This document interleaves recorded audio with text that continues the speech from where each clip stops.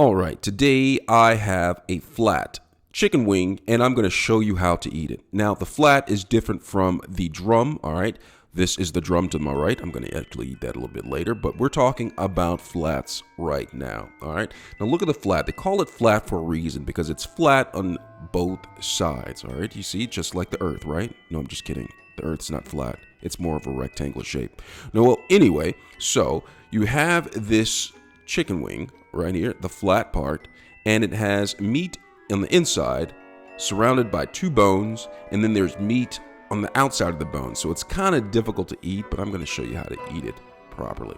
All right, so let's get started. Now, what you want to do is you want to rip it apart. You want to rip the bones. All right, so rip it in half. It comes off easily.